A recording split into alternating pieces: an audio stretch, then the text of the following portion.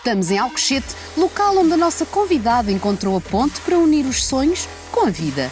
Falamos de Elsa Wellenkamp, que aceitou o nosso convite para uma agradável conversa.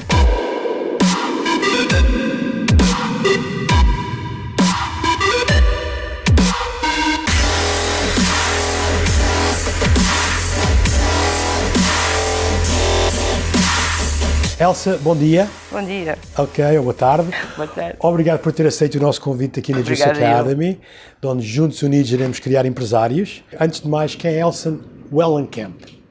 É Wellenkamp. Wellenkamp. É alemão ou polaco? É de origem alemã. Ok. Vem das Áustrias e depois passou-se para a Alemanha e ficou por lá. Não teve Wellenkamp. Quem sou eu? Eu sou, olha, uma cidadã do mundo que resolveu nascer por aqui, perto, em Lisboa. E que estou a tentar descobrir ainda quem sou. Okay. Porque depois destes anos todos nós não sabemos nada. Todos os dias aprendemos mais um bocadinho daquilo que nós somos. Portanto, a juventude que tem 18 anos hoje ou 20 que não sabem o que é que são, ainda tem tempo para descobrir, é isso? Tem a vida toda. Tem os mundos ao pé. É assim que eu costumo dizer. Façam experiências, todos os dias aprendam coisas, porque aprender é a cama para se conhecer a si próprio. É o que eu faço todos os dias e quando não sei, digo que não sei. Então, quando era pequenina, o que é que queria ser quando crescer? Só tinha alguma ideia? Imensas coisas. Ok. Eu queria ser bailarina, depois acabei por dançar. Eu queria ser pintora, sempre fui. Aliás, sempre a imagem, o desenho, a pintura, isso sempre foi uma coisa que eu quis sempre ser muito. Mas depois quis ser tudo aquilo que algumas coisas fui e outras coisas não. Quis ser atriz de cinema, que acabei por ser. Quis ser cantora, talvez também, cantarolei por aí. O que é que eu quis ser mais? Quis ser... há coisas que eu não quis ser. Ok, por exemplo? Há coisas que eu de certeza não queria ser. Que ainda hoje não quero ser, não quero estar em posições decisórias. Eu não gosto muito da globalização, gosto da universalização. Gosto de poder decidir e de poder dar indicações com o meu trabalho para que outras pessoas consigam beber também de outras coisas. Mas estar não é bem a liderança, porque a liderança é outra coisa, bem dirigida, mas lugares de grande exposição, por exemplo, política, é uma coisa que eu não tem muito a ver com a minha praia. Acho que não é única. Não, pronto. Mas há coisas que eu sempre gostaria de... Eu vou contar uma história muito pequenina. Força. A minha filha, a mais nova, quando era pequenina, na escola perguntaram, como perguntaram aos meninos todos, o que é que fazem os pais? E ela não respondeu porque não sabia. Chegou a casa e disse, mãe, o que é que tu fazes? Porque tu fazes tanta coisa. O que é que tu fazes? De facto, é um problema que eu fazia sempre muita coisa e continuo a fazer muita coisa. Eu não consigo estar sem fazer... Então qual foi a resposta? Eu sou mãe, porque era mais fácil para a idade dela. É mãe? Sou mãe, também. É uma mãe curiosa que gosta de fazer várias coisas. Sou muito curiosa. Sou muito curiosa. O que é que, por exemplo, dê-me um exemplo. Hoje diz que gosta de aprender. Já aprendeu algo hoje? Olha, aprendo sempre. Aprendo sempre. Todos os dias. Tento aprender sempre. Gosto muito de fazer pesquisa. Gosto muito de ir à procura das questões que não têm resposta. Do ponto de vista humano, do ponto de vista físico, material, mas também do ponto de vista, se calhar, um pouco mais espiritual, ou um pouco mais... Eu não gosto da palavra esotérico, não gosto dessas palavras que têm aquelas conotações um bocadinho mais complicadas hoje em dia, mas nós perguntamos sempre muita coisa ao longo da vida, não é? Perguntamos, será que há qualquer coisa depois da morte? Será que as nossas ideologias e as filosofias que nós não falamos com todas as pessoas, será que isto existe? É uma coisa da minha cabeça. Eu gosto de fazer perguntas, gosto de ir à procura e depois também gosto de saber, gosto de mudar de opinião, por exemplo, não é?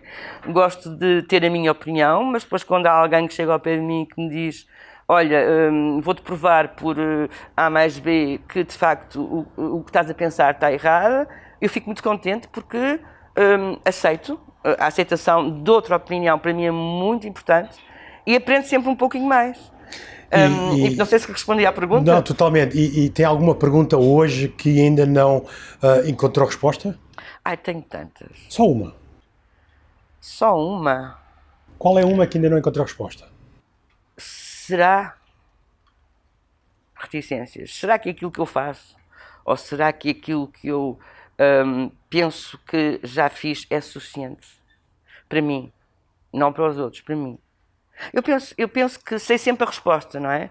Mas contudo faço-a sempre, todos os dias pergunto, será que isto é suficiente para mim? Ou ainda posso fazer mais? Para mim. E a resposta tenho-a de maneiras diferentes. Há dias que me dizem, não é suficiente, tens de te esforçar um pouquinho mais. E há dias em que me dizem, para lá, porque já fizeste muita coisa, descansa aí um bocadinho. A história diz-nos que os génios nunca estão parados e estão sempre à procura de melhorar.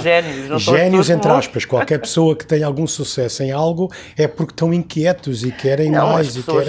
São as pessoas que se interessam. São curiosos, não é? São curiosos. Curiosidade nasce contigo ou desenvolve-se? As duas coisas. É? Acho que sim. Tem muito a ver com as circunstâncias. Tem muito a ver aonde nós vamos nascer, que pais são aqueles que nós escolhemos, ou que nos escolheram a nós, ou aonde nós estamos inseridos, em que sociedade, em que núcleo familiar, as circunstâncias da vida. Isso tudo são fatores que fazem exatamente isso. Portanto, por isso é que nós somos todos tão diferentes e ainda bem que somos, não é? Claro. Entrou no mundo do cinema pelas mãos de Manuel Oliveira? Felizmente, pelo mestre. Como atriz. Fez agora há pouco tempo, faria anos, há pouco tempo, e tive uns anos a aprender com ele. Eu era muito novinha. Qual foi essa sensação de poder trabalhar com um gênio? Olha, ele foi o meu mentor, ou seja, foi com o Manuel de Oliveira que eu sou quem sou. Eu descobri a imagem com o Manuel de Oliveira. Eu, há pouco tempo, dou entrevistas muito porque me pedem para falar da minha experiência com o Manuel de Oliveira. Eu digo sempre disse, o Manuel de Oliveira é um pintor da tela do cinema, porque as pessoas dizem, o Manuel de Oliveira é um realizador que fazia filmes um pouco, desculpe uma expressão, chatos, complicados, planos muito grandes, mas todos os enquadramentos do Manuel de Oliveira estão lá minuciosamente estudados. São pinturas. É tudo muito bem equilibrado, tanto a textura, a cor, a própria dualidade entre a sombra, as sombras, tudo isso é muito estudado. E eu aprendi, de facto, a imagem, trabalhar a imagem com o Manuel de Oliveira, que foi o primeiro realizador com quem eu trabalhei. Depois trabalhei com outros, não é? Com outras formas de estar. Ele não deixa nada à casualidade, é isso? Nada. O Manuel de Oliveira tinha uma coisa para os atores, que para mim, que foi o meu primeiro filme, foi um bocado complicado de perceber, não é? Porque ele não dava muitas indicações. Ele dava indicações em termos de marcação de decor. Tens que olhar para ali, tens que dar um passo em frente, tens que fazer assim com a mão, ou olhar não sei para onde. Mas, em termos de representação, em termos de emoção, não nos orientava muito nesse sentido. E, portanto, eu não sabia muito bem o que é que estava ali a fazer. E durante 2 anos e meio fui aprendendo e fui perguntando, dê-me indicações, porque eu não sei o que é que estou a fazer. De facto, ele sabia tudo. Eu não precisava saber nada, não é? Eu estava a dar o corpo, a emprestar este invólucro, não é? A uma figura que se chamava Mariana, para ele contar uma história, só mais nada. Mas, de facto, aprendi a imagem, a trabalhar a imagem com o Manuel Oliveira. E depois, tudo aquilo que eu fiz a seguir, que foi ser realizadora de cinema e televisão e também atriz, com outros realizadores e com outras experiências, bebo muito daquilo que aprendi com ele. E ainda bem que foi com ele. Então, mas que idade tinha quando começou?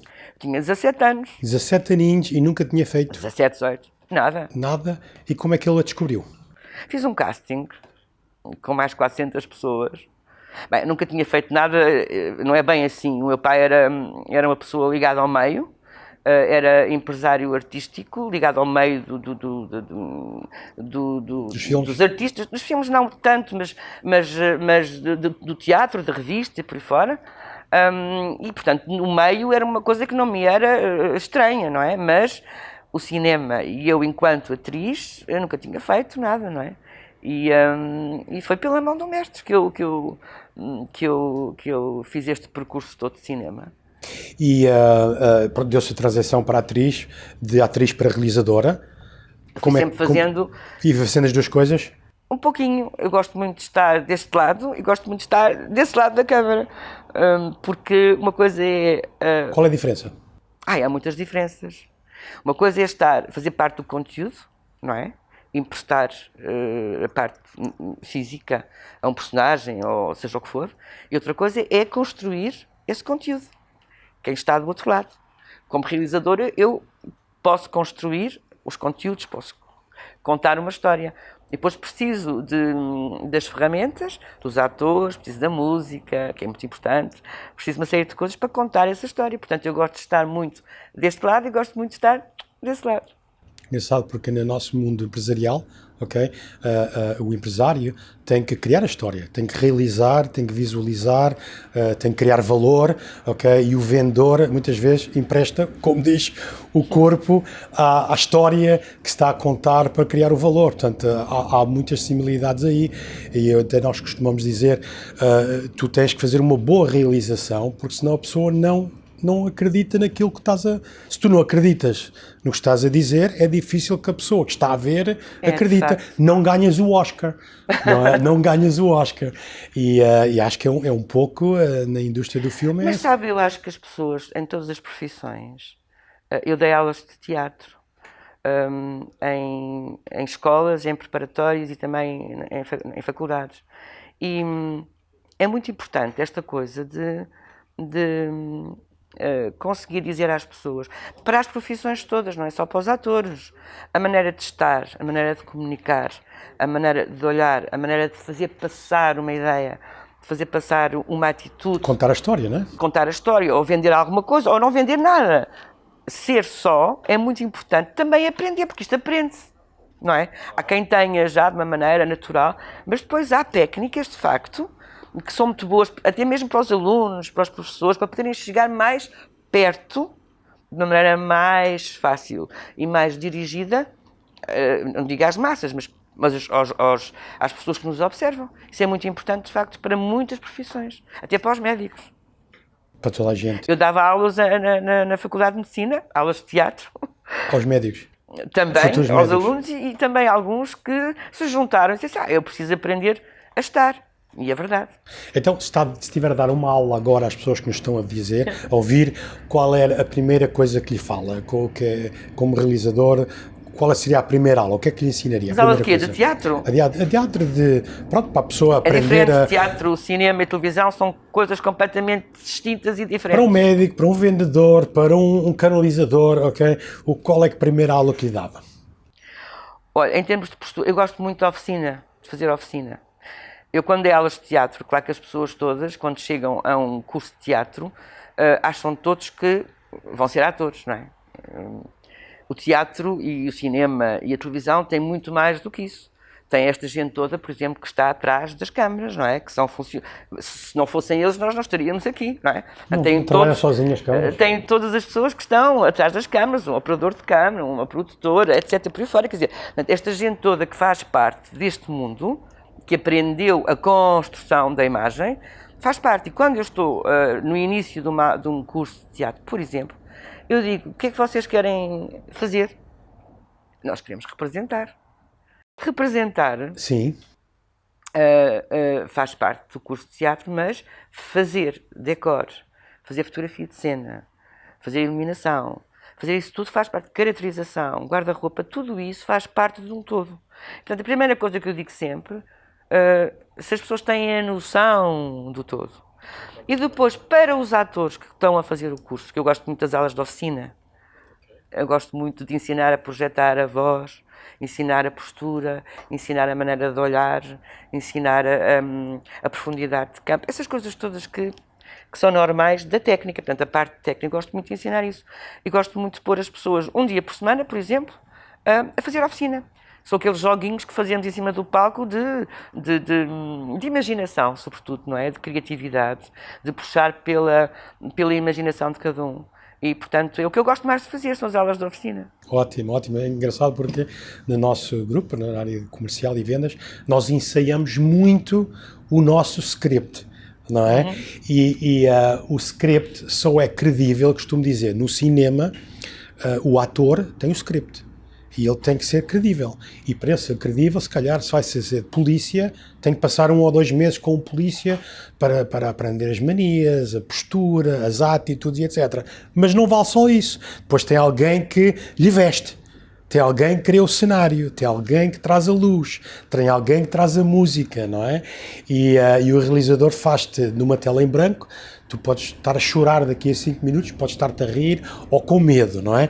E eu acho que no dia-a-dia nós também passamos um pouco com isso, mas não fazemos em 3D, não é? Só fazemos uma parte e depois não pomos a música por trás, ou o entusiasmo, ou a roupa que condiz com o que estamos a fazer, e se calhar às vezes não rentabilizamos o nosso fim. Mas nós podemos fazer isso, nós podemos criar a nossa banda sonora. A música para mim é muito importante. Eu não consigo, por exemplo, pintar sem música, não consigo escrever sem música, não consigo, se calhar, pensar sem ter um pouco um fundo musical. E habituei-me também a fazer esse exercício de ter sempre o meu fundo musical. Porque nós, quando estamos a ver um filme, porque é que nos emocionamos? Emocionamos às vezes porque nós temos lá o operador de som, ou eventualmente o realizador, ou o criativo que vai lá meter a música, ou que vai escolher aquela faixa e não escolhe outra. E porque é que nós nos emocionamos? Porque aquilo é mesmo feito ali à medida. Exato. E quando alguém deixa cair qualquer coisa, há um momento de tensão, dramático, seja o que for, aquilo dá um certo, sublinha-se de uma maneira dramática, de facto, a ação. E por isso é que nós nos emocionamos e porque é que nós achamos que a vida real é muito diferente da ficção, não é? Porque nós, em ficção, temos banda sonora também, não é? Temos toda uma série de efeitos especiais que constroem uma imagem, constroem uma história, e que depois o que é que isso dá? Dá que a emoção esteja muito mais à flor da pele, não é? Quando se vê uma história construída desta forma, não é? Em termos de ficção. Na vida real não é bem assim, mas pode ser assim. Pode ser assim, e eu costumo dizer às nossas pessoas, nos filmes, no cinema ou no teatro, há muitos ensaios, e a gente só está a ver o produto final. Mas se calhar houve ali 30 takes ou 20 takes, etc, não é? E na vida real nós fazemos 1 ou 2 takes e abandonamos. Como é que dizemos à juventude que a perfeição é por ensaio, é por treino, é com persistência, é com objetivos? É interessante essa sua análise, porque é de facto isso. Hoje em dia, na minha opinião, os jovens, toda a gente, mas os jovens vivem muito num movimento uniformemente acelerado. As pessoas querem tudo para hoje, querem tudo para o momento.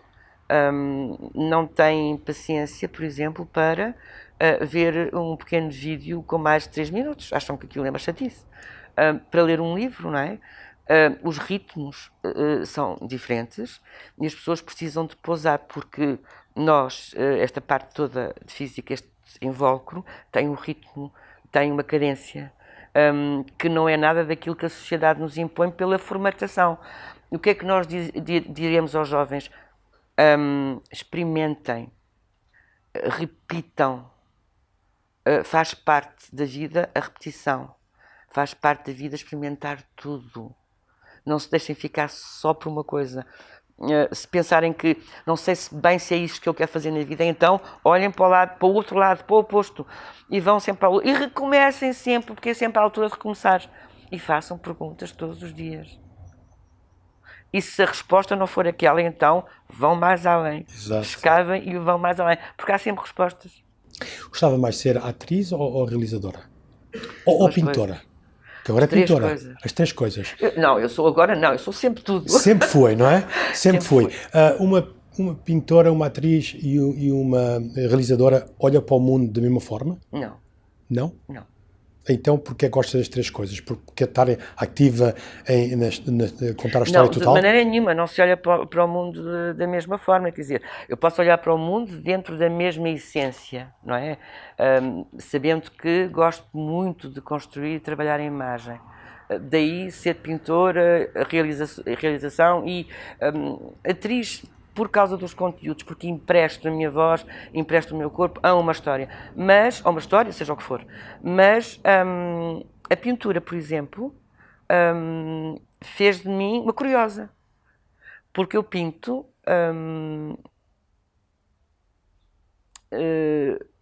as minhas experiências, ver se eu consigo explicar isto de uma forma que toda a gente consiga perceber. Eu pinto sonhos. E quando eu digo eu pinto sonhos, as pessoas pensam, ela sonhou uma casa, ou foi pintar. Não é bem isso. Eu, através do ato de pintar, eu abro uma porta em mim, interiormente, que me dá a possibilidade de ir buscar dentro de mim mais coisas. Mas são sonhos que estão para realizar? Não são sonhos de realizações. Podem ser, mas são atmosferas, são um pouco mais atmosferas.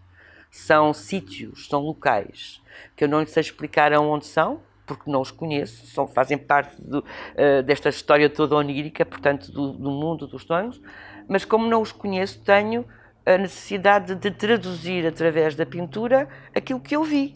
E esses sonhos, antes de começar, como se costuma dizer, tem uma tela em branco, antes de começar, já o tem realizado ou vai realizando pelo caminho e vai saindo o sonho na tela?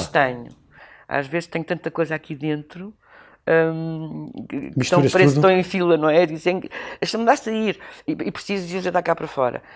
E outras vezes acontece que eu estou a fazer, por exemplo, uma exposição e faço, sei lá, 30 quadros ou por aí e pinto 2, 3 ao mesmo tempo. E há alguns que eu já tenho na cabeça mais ou menos o que é que vou fazer e há outros que aparecem, que acontecem. No gerúndio vão acontecendo à medida que eu vou pintando. E eu penso muitas vezes que há quadros que eu faço que são a tradução das músicas que eu estou a ouvir. Eu não consigo pintar sem música, portanto acho muito que é muito por aí. É um todo, não é? Eu tenho esta necessidade de traduzir para a tela, através da pintura, do óleo neste caso, algumas atmosferas, algumas texturas e algumas cores que eu não sei explicar por palavras, porque fazem parte da parte onírica, portanto é muito difícil. Eu sei que toda a gente sonha, não é? E há pessoas que dizem, tenho uma sensação de um sonho, não sei bem explicar. Mas a situação é que os sonhos ficam cá dentro, ok? E a Elsa tenta transformá-los para a tela. Eu acho que isso é um bom conselho para dar à juventude hoje em dia. Não fiquem com os sonhos, tragam-nos cá para fora e pelo caminho vamos ver onde é que eles vão dar, não é? Sonhar faz parte, lá dizia o poeta, não é? O sonho comanda a vida e comanda de facto, não é? Os jovens hoje em dia sonham, eu penso que sonham menos. Sonham em ficção, não é? Eu acho que devem sonhar mais na realidade, não é? Sempre. A ficção faz parte da realidade. Vamos lá ver, não é? Nós podemos criar a nossa própria ficção. Okay. Mas o sonho, o querer atingir qualquer meta, pode ser um sonho, não é? Mas podemos ter sonhos de não atingir metas. E como é que lhe damos esta confiança para eles sonharem, tentarem, experimentarem e que não morram com a música cá dentro? O que é que a gente lhe diz a eles hoje em dia, com o exemplo da Elsa, que está a trazer os sonhos para a tela, já os trouxe para a realização e a atriz? Como é que se diz a eles? Façam! Não tenham medo. Não tenham medo. Eu acho que é um bocado o não ter medo hoje em dia, porque a sociedade formatou tanto os jovens e formatou tantas pessoas para serem pessoas de sucesso, para serem pessoas que... O que é o sucesso para a Elsa? Não sou eu, para mim, a sociedade formatou... Mas o que é o sucesso para si? Para mim, sim. O sucesso? Olha, por exemplo, estar aqui consigo. Ótimo, agradeço. Também sinto da mesma forma. Os sucessos são momentos, para mim, são pequeninos momentos. São haver, por exemplo, projetos como este, que dão voz a pessoas que querem dizer alguma coisa, se é importante ou não, mas estão lá para servir. Serviço público é um sucesso, se for bem dirigido, e os jovens têm que perceber que, de facto, não têm que ter, não é bem medo, é que têm que, eu não tenho medo de nada, costumo dizer que não tenho medo de nada, mas ir para a frente, fazer as perguntas, dar o passo em frente, não se conformarem com a formatação social que impõe regras, impõe coisas extremamente muito estanques, percebe? Aos jovens de hoje precisam de se comportarem assim, precisam se vestir assim, precisam de falar desta forma, são formatados e não conseguem existir. Não tenham medo da existência, porque a existência é o sonho. Portanto, e é muito mais simples. E há outra coisa. Força. O que é que se diz a um filho, por exemplo, a um jovem, um filho, uma criança? O não ter medo de sonhar, o não ter medo de experimentar, a existência. Porquê? Porque a vida é simples. A vida, por ser tão simples, é que é muito mais difícil é muito mais complicado vivê-la. Acho que toda a gente tem medo da dor, mas a dor faz-te mais forte, não é? Se nos torna mais fortes, a dor. Passando por os exemplos que às vezes não conseguimos o que queremos, passamos algum sacrifício, não é? Mas essa dor, esse sacrifício é o que nos torna mais fortes e nos ajuda a realizar... Em alguns casos, sim. Não é? Em alguns casos, sim. Eu quando faço flexões e faço 15, mas quando já faço 18 já dói. Mas é aí que eu estou a crescer, não é? Em alguns casos, sim. Mas dizer que as pessoas precisam de passar por alguma dor para poder existir... Quando eu digo dor, não necessariamente. As pessoas têm medo de falhar. Têm medo do que os outros dizem. Mas essa é a formatação da sociedade, que impõe essas regras às pessoas. Como é que se muda a sociedade? Mudando no gerúndio. Mudando? Mudando no gerúndio. Devagarinho, não é? Pode não ser devagarinho, mas é um contínuo, não é? Não é uma coisa que de um dia para o outro é impossível. É tentar simplificar. O simplificar a existência é difícil. Mas, de facto, a vida é muito mais simples. Não é simplista. É simples. Eu tenho uma canção que escuto todas as manhãs, que é a do Michael Jackson, O Homem do Espelho. E o Homem do Espelho diz: se quiseres mudar o mundo, muda o homem do espelho. Eu acho que a juventude acha que para mudar o mundo tem que mudar tudo à volta deles. E não, só tem que mudar a eles e o resto, o mundo já mudou, não é? Mas não necessariamente mudar. Se eu me sentir bem como jovem de hoje em dia na minha existência, não tenho que mudar. Eu tenho que me aceitar, tenho que aceitar os outros. A aceitação, a comunicação, hoje em dia é fundamental. Mas quando essa diz que temos que nos aceitar, o problema é que a gente só nos aceitamos quando os outros nos aceitam. E não temos, muitas vezes, individualidade de dizer, não, eu sinto bem, não quero saber o que digam da minha barba, ok? Mas se os outros gostam da minha barba, eu já gosto da barba. Pronto. Não, eu tenho que gostar não por causa que os outros gostam, não é? Exatamente. É isso que eu acho que a mensagem temos que passar. A Elsa disse ao princípio que é uma cidadã do mundo. Como é que vê os nossos jovens comparado com outros mundos que já viveu? Com outras realidades? Com outros países? É isso que me está a perguntar. Iguais. Iguais.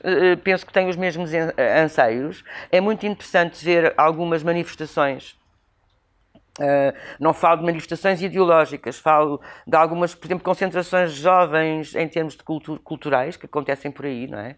Olha, por exemplo, o programa do Erasmus e essas coisas todas. Excelente. É muito interessante ver os jovens portugueses com os jovens dos outros países todos. Aquilo é uma família muito grande. Todos eles são todos iguais. Não é bem iguais, não é? Todos eles têm a sua individualidade, mas são todos jovens, têm os mesmos anseios, comportam-se da mesma maneira, riem da mesma maneira, são felizes da mesma maneira.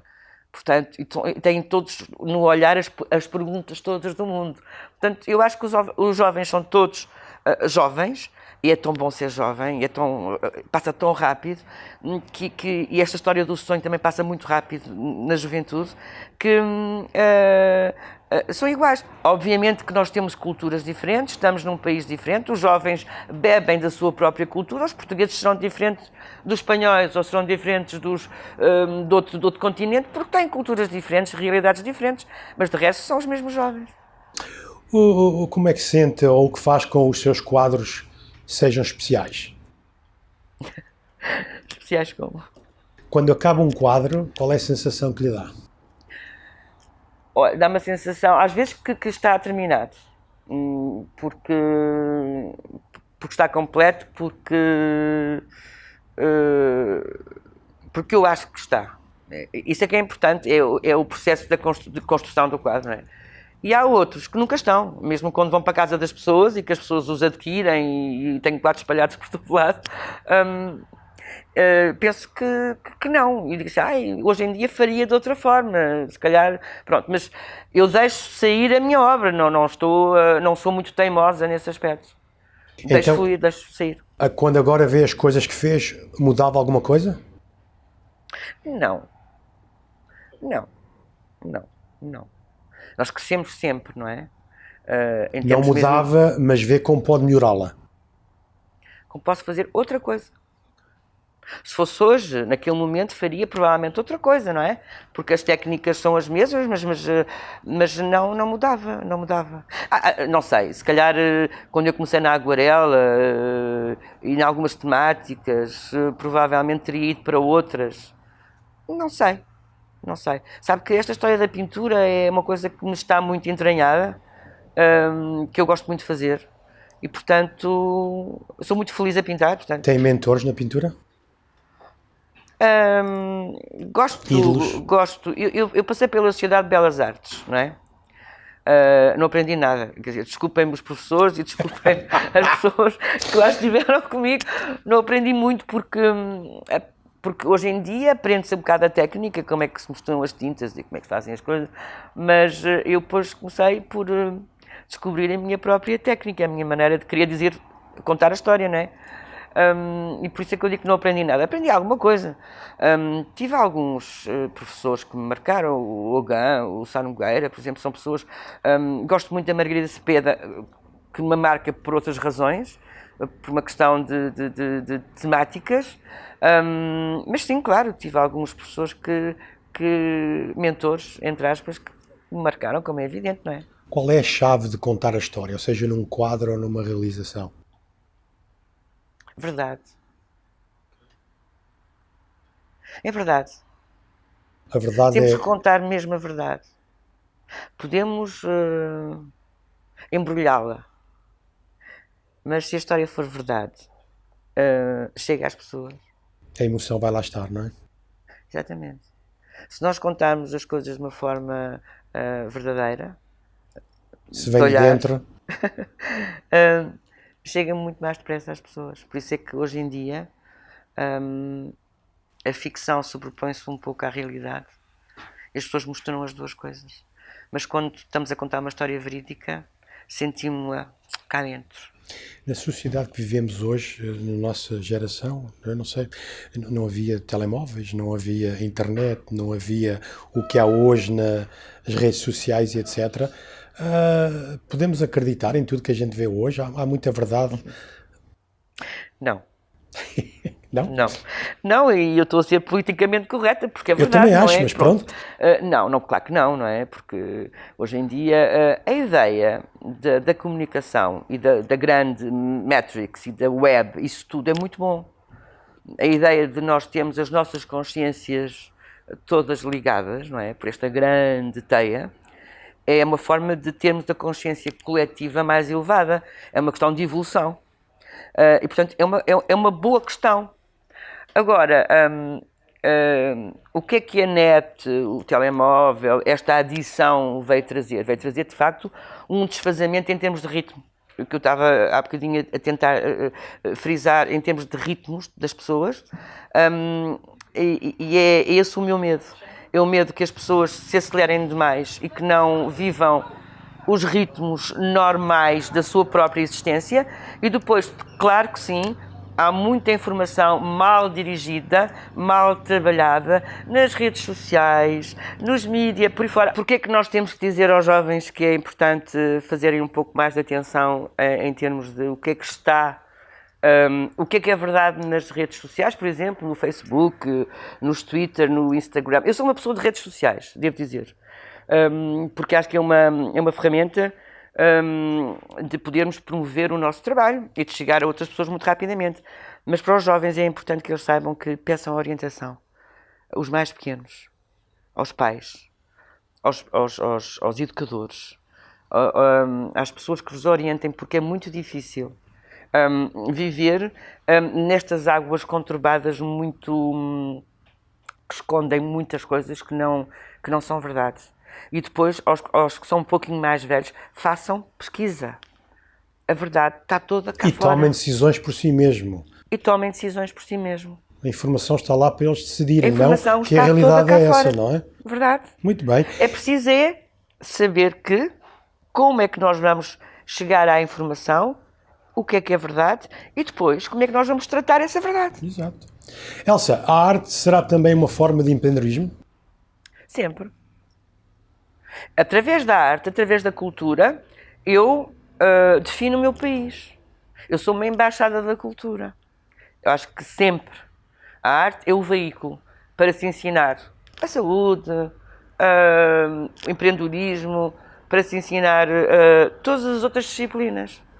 Tudo faz parte, tudo vem da cultura. No meu ponto de vista, sim. Vendas é importante para poder vender um quadro? Vendas? Temos que ter alguma veia vendedora?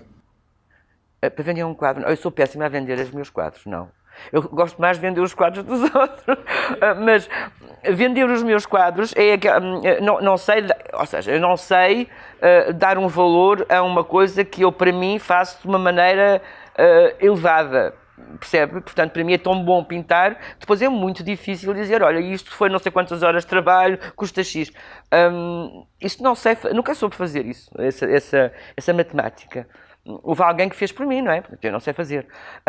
Tenho alguma dificuldade, mas saber vender, saber valorizar um produto, seja ele uma obra de arte ou outra coisa qualquer, há técnicas, obviamente, que nos ensinam a fazê-lo, não é? Mas se nós acreditamos naquilo que estamos a vender, é muito mais fácil. Eu, durante o meu percurso todo de televisão e depois também numa autarquia e por aí fora, e também como diretora criativa de algumas produtoras, quando eu não acreditava num produto, era-me muito difícil desenvolver uma campanha, não é? Voltamos à verdade. Temos que voltar à verdade, porque senão eu não sou capaz de fazer. Uma mensagem, um conselho que gostasse de deixar aos jovens? Ai, há tantos. Só queremos um. Depois eles Sejam, podem ir à rede social perguntar mais à Elsa. Então pronto, eu vou olhar para os jovens, se calhar é por ali. Não sei se é por ali. É por ali. Então, o meu conselho para os jovens, quem sou eu para dar um conselho aos jovens?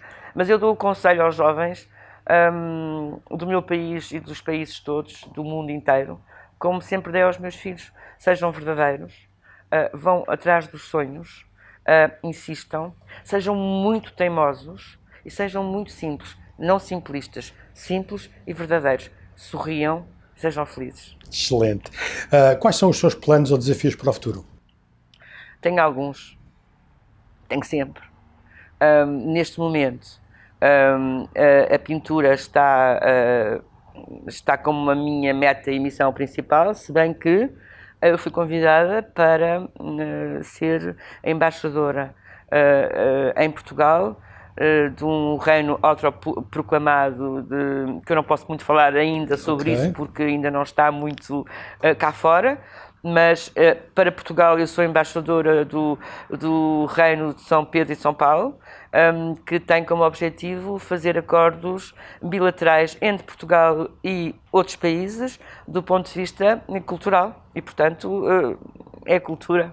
Mas vai continuar cá connosco. Claro que sim, e numa embaixada, obviamente que sim, mas é a parte toda da diplomacia, mas sempre com a cultura, de facto. Excelente. E qual foi o maior desafio ou desafios que ultrapassou que mais a ajudaram a alcançar o sucesso que tem hoje? Lembra-se de algum desafio que teve e disse, uau, ou voltando atrás, isso foi crítico e como ultrapassou? Olha, foi quando eu tomei uma decisão de sair de uma estação de televisão onde estive durante muitos anos como realizadora e que pensei que iria experimentar outras coisas. Não sei se fiz bem. Na altura tive um certo sucesso também do outro lado, mas não sei se fiz bem, se calhar não. Se calhar foi essa pedrinha no sapato porque deixei de fazer algumas coisas que precisava ainda ter feito e que não fiz na altura, mas depois compensei, fui equilibrando e fui compensando. desafios. Há sempre desafios. Uns são mais complicados do que outros. Não é? Claro, Uns dão-nos mais trabalho. Nem tudo é um mar de rosas. Há coisas que são conseguidas a pulso, a muito trabalho, não é? Mas é bom. E cada pedrinha vamos guardando para construir o nosso castelo. Futuro, não é? Como é que se supera o medo de não conseguir alcançar uma meta ou algo que nos propomos? Insistindo. Insistir, persistir, ensaiar, não é? Também. Na cultura de filmes é ensaiar. Deve-se abandonar uma meta ao primeiro obstáculo? Às vezes sim. Sim? Porquê? Porque às vezes nós, quando temos consciência que não conseguimos fazer esse percurso, quando temos essa consciência que não conseguimos fazer esse percurso, claro que sim, porque estamos a ganhar tempo e porque... Ou não era uma meta importante. Não era uma meta importante ou não era para nós, não é? Portanto, claro que sim. Discernir que, de facto, isto não é para mim, então abandonamos, pronto, e passamos para outro desafio. Essa teimosia, às vezes, leva-nos não a bons portos, não é? Mas... Normalmente, não se deve desistir à primeira. Deve tentar perceber porque é que eu estou com dificuldades e tentar ultrapassar e arranjar soluções. Eu não sou muito de desistir, de facto não. As pessoas não devem desistir à primeira. Mas, obviamente, quando temos a consciência que não vamos ter sucesso, claro que sim, façam outras coisas. Quando se sente overwhelming ou perde o foco, costuma fazer? Que perguntas faz a si próprio para voltar àquela música que tanto gosta? É música? É música. É a minha terapia, é música. Sempre foi a música. Está a ver o filme do Costurica, que andam sempre com uma banda atrás. Uma banda atrás. Eu sou um bocado assim, eu ando sempre com uma banda sonora atrás. Tenho algumas faixas que gosto mais que outras e que utilizo na minha cabeça sempre. Existe uma playlist da Elsa no... Claro que sim. Tenho uma playlist enorme. No Spotify, é isso? No Spotify ou no Apple Music? Minha? Claro que sim. É? E tenho um canal no YouTube também. Então mas vamos ter que compartilhar isso com a nossa audiência, não é? Não, a música é muito importante, de facto. É. Como é que eu combato? Com música, pousando, respirando, pousando, parando, voltando, reiniciar, voltar ao meu ritmo, não é? Okay. Que atividade ou hábito ou rotina tem e que adora fazer, mas acha que é um absurdo? Que acho que é um absurdo. Eu não acho nada que seja absurdo, o que eu gosto de fazer. Quando eu gosto de fazer qualquer coisa que alguém acha que é um absurdo, para mim não é absurdo. Correto, e o que é que seria essa situação? O que é que eu gosto de fazer? Gosto de andar a pé, gosto de ir para a praia de inverno. As pessoas acham que é um absurdo, se calhar. Mete-se na água? Às vezes sim. No inverno? Porque nós temos um país fantástico e há dias de inverno que são quentinhos. E eu gosto muito de sentir os pés na areia e andar à beira-mar. E há dias de inverno que são perfeitamente fantásticos para meter os pés dentro de água. Excelente. E para meter toda dentro de água. Tem rotinas diárias? Tento não ter. Mas, obviamente, quando somos chefes de família, mães, não é? Pais, temos de ter algumas rotinas, temos de ter algumas disciplinas que passam exatamente pelo funcionamento normal de uma vida comum, uma vida normal. Mas acha que para ter uma boa imaginação, curiosidade, é deixar andar? Sim. A ver o Let It Be? Sim. Muito bem. Imagina que consegue entrar na máquina do tempo, ok? O que diria a Elsa com 18 anos e o que é que gostaria que digam da Elsa com 80? Ou com 90, vamos aos 90. As mulheres vivem mais que os homens. O que é que eu diria a Elsa de 18 anos? Sim. Vais ter uma grande surpresa. Porque eu surpreendi-me muitas vezes durante a minha vida por questões positivas e também por questões menos positivas. E acho que lhe diria, vais ter uma surpresa. Prepara-te para as surpresas. Prepara-te para as surpresas, acho que era isso que vais ultrapassá-las e vais desfrutar das boas. Ou não, mas prepara-te, porque a minha vida foi um pouco intensa, não é? Não foi uma vida muito fácil. Não é fácil do sentido flat, teve muitos picos, não é? E prepara-te. Se calhar era o que eu lhe diria, prepara-te. E deixar em suspenso, que eu gosto muito também, ter assim um bocadinho de algum sentido de humor, não é? Isto não é humor negro. O que é que eu diria há outra dos 90, que estou quase a lá chegar. Está nada, está longe ainda. Não, o que é que eu diria? Na minha família nós temos, felizmente, a parte genética. A minha mãe é uma pessoa que tem quase 90 anos e tem uma cabeça fantástica, não é? As minhas tias todas. Que gostaria muito de ser como ela. Como é que ela é? Gostaria muito de ser como a minha mãe, como aos 90 anos. É uma pessoa lúcida, é uma pessoa generosa, é uma pessoa guerreira, exatamente como as minhas filhas são. Que não têm, portanto, que são jovens, não é? As filhas saem à avó? Penso que sim. Isso é bom. São guerreiras, são lutadoras. A minha mãe é uma lutadora, uma guerreira, muito generosa. O que é que ensinou a sua mãe? O que é que lhe ensinou? Exatamente isso. Ser valores. Guerreira? Persistente. E teimosa. Teimosa é bom, não é? É muito bom.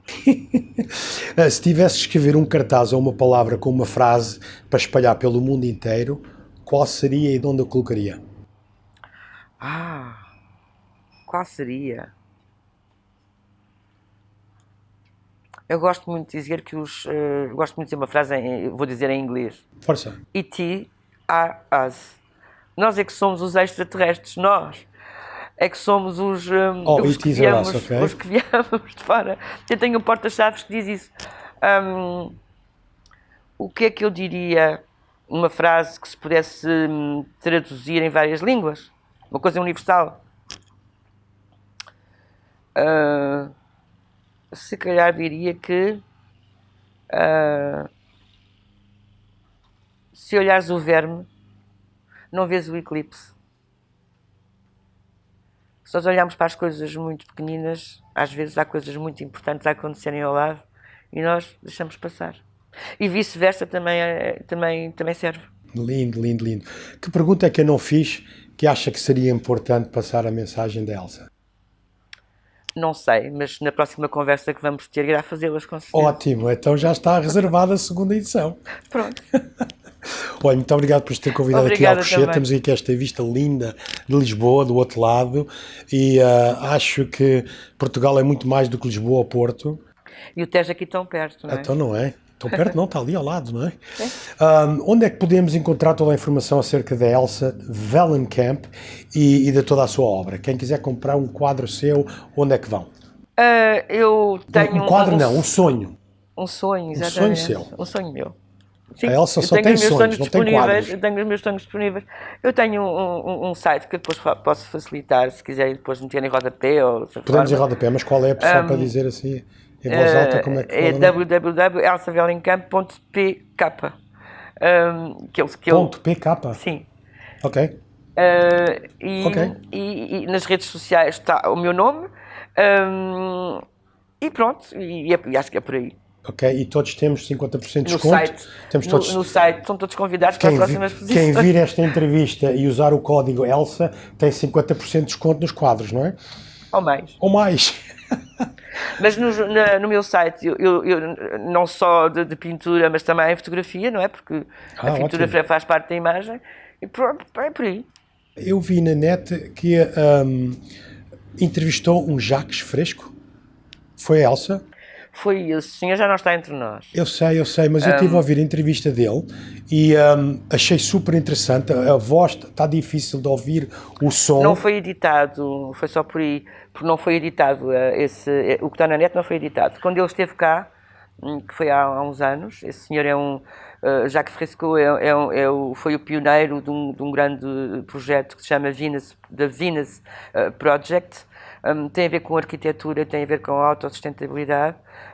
Ele esteve cá a fazer uma conferência, eu tive o privilégio de o entrevistar e a mulher dele agora é que continua, a mulher e a equipa grande que eles têm, continuam com a obra numa série de países e são pessoas assim que fazem esta alquimia e que nos dão essa vontade de... E esse senhor tinha 93 anos quando eu falei com ele. E eu achei engraçado que os temas, foi em 2010 a entrevista, e estão cada vez mais atuais hoje do que se calhar em 2010.